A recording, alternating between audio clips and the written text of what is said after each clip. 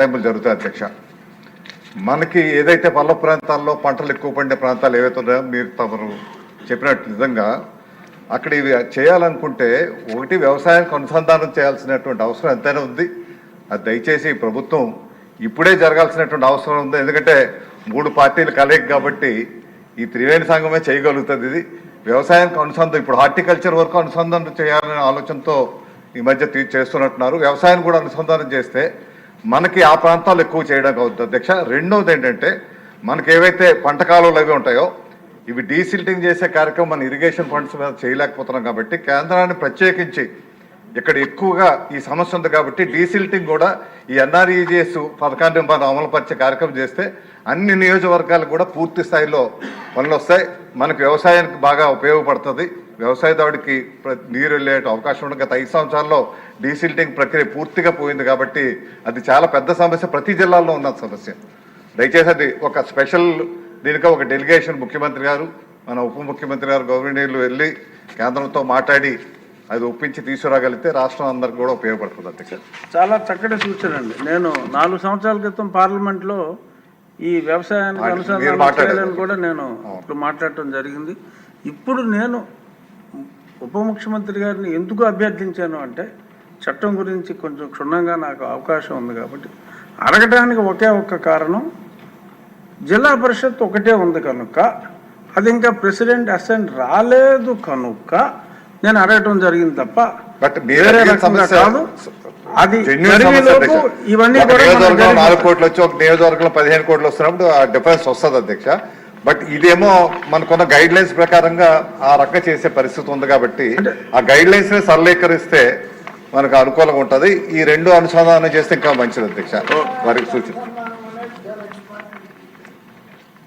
చెప్తారా అధ్యక్ష? సీనియర్ శాసన సభ్యులు జనసేన సభ్యులు కొండల రామకృష్ణ గారు అడిగిన దానికి అధ్యక్ష, ఇది చాలా కాలంగా ఇది వ్యవసాయానికి అనుసంధానం చేయమనేది నేను గత 7-8 ఇయర్స్గా నేను చాలామంది ఈవెన్ మన తెలంగాణలో కూడా సీనియర్ నాయకుల దగ్గర విన్నాను, మన రాష్ట్రంలో విన్నాను అధ్యక్ష. కర్ణాటకలో కూడా ఇదే ఉంది. నేను మొన్న ఢిల్లీ వెళ్ళినప్పుడు వరుసగా మన పంచాయతీరాజ్ సంబంధించి వెళ్తే సంబంధిత మంత్రులందరినీ అడిగిన, కేంద్ర మంత్రులందరినీ కలిసి అడిగినప్పుడు మేము చాలా దీని తర్వాత మేము అలౌడ్ ఇట్ ఫర్ మన హార్టికల్చర్ మేము చేసాం కానీ వ్యవసాయానికి ఇంకా మేము చేయట్లేదు, అది దీని పరిధిలో కింద రాదని చెప్పి చాలా స్పష్టంగా చెప్పారు. బట్ ఇది రిపీటెడ్గా ఇది గతంలో మీరు శాసనసభ్యులు పార్లమెంట్ సభ్యులుగా ఉన్నప్పుడు మీరు రైజ్ చేసింది ఈరోజు ప్రతి ఒక్కరి మనసులో ఉన్నది. ఎందుకంటే ఎంత మనకి లేబర్ కొరత ఉందనేది. 1 more time with proper delegation తోటి గౌరవ ముఖ్యమంత్రి గారితో తీసుకెళ్ళి ఒక బలమైన ప్రయత్నం చేస్తాం అధ్యక్ష.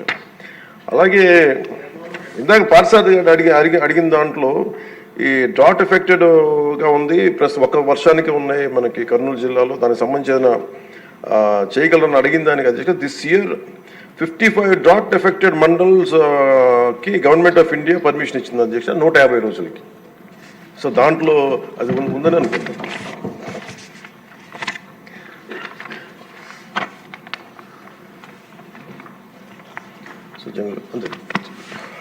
ధన్యవాదాలు.